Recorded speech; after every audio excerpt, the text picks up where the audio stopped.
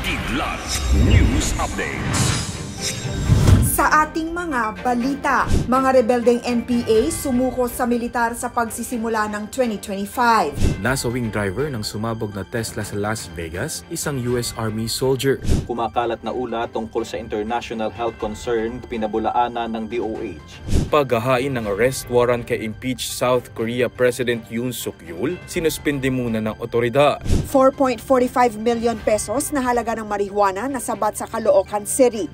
Ako po si Cesar Sorian, kasamang buong puwersa ng Kidlat News Channel para ihatid ang nangungunang mga balita sa buong kapuluan ngayon. Hindi bababa sa 10 ang bilang ng mga miyembro ng New People's Army o NPA at ilang operatiba ng milisyang bayan ang voluntaryong sumuko sa 48th Infantry Battalion sa Barangay South Poblacion, Maramag, Bukidnon. Ayon sa militar, ang pagsuko ay naimpluwensyahan ng pakiusap mula sa kanilang mga kaanak. Binigyang diin naman ni Lieutenant Colonel Gilbert Gomez, commanding officer ng 48th IB, ang kahalagahan ng pagsuko na ito. Isinuko rin ng mga dating rebelde sa militar ang ilang mga armas at iba pang materyales na pandigma.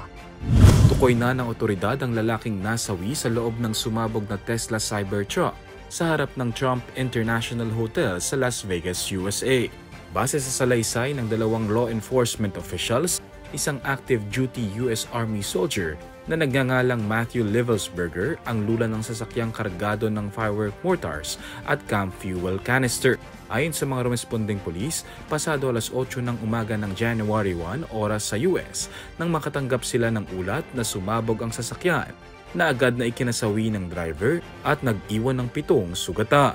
Naganap ang pagsabog ilang oras matapos ang pag-araro ng sasakyang minamaneho ng isang US Army veteran sa mga nagtipon-tipong tao na nooy nagdiriwang ng bagong taon sa New Orleans. Ikinasawi ito ng 15 katao at higit 30 sugatan.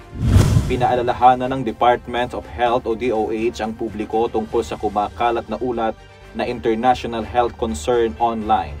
Saad ng kagawaran, binibiripika pa nito ang lahat ng impormasyon sa kanilang disease surveillance systems tungkol sa sinasabing human metapneumovirus o HMPV outbreak sa China na usap-usapan sa social media. Bagamat naitala ang pagtaas ng kaso ng HMPV sa China, walang katotohanan na nagdeklara ng state of emergency ang nasabing bansa. Wala rin anyang kumpirmasyon ng China o ang World Health Organization tungkol sa umano'y bagong epidemya dahil sa respiratory outbreak na kahalintulad sa COVID-19. Babala pa ng DOH sa publiko na iwasan ang pagpapakalat ng impormasyon mula sa questionabling websites o online sources upang maiwasan ang misinformation. Sinuspinde ng South Korean investigators ang pag-aresto kay suspended President Yoon Suk-yeol matapos ang 6 na oras na standoff sa security team na nasa labas ng kanyang tahanan. Ayon sa Corruption Investigation Office o CIO, imposible nang maaresto pa si Yoon, gayong bantay sarado ang kanyang bahay. Pag-aaralan pa ng CIO ang susunod nitong aksyon matapos ang refusal of the legal process ni Yoon na ayon sa CIO ay isang deeply regrettable na hakbang. Mayroon pang hanggang January 6 ang investigators para arestuhin si Yoon bago mapaso ang kasalukuyang warrant laban sa kanya, bagamat maaari namang mag-apply ng panibagong warrant. Pinatalsik sa pwesto ng National Assembly si Yoon dahil sa pagdedeklara nito ng martial law sa South Korea dahil umano sa pagsuporta ng oposisyon sa North Korea at anti-state forces. At inyo pong natungayan ang mga headlines sa nakalipas na oras. Manatiling nakatutok para sa mga susunod na updates at breaking news. Ako po si Cesar Sorian, kasama nyo sa bawat pagputok ng balita.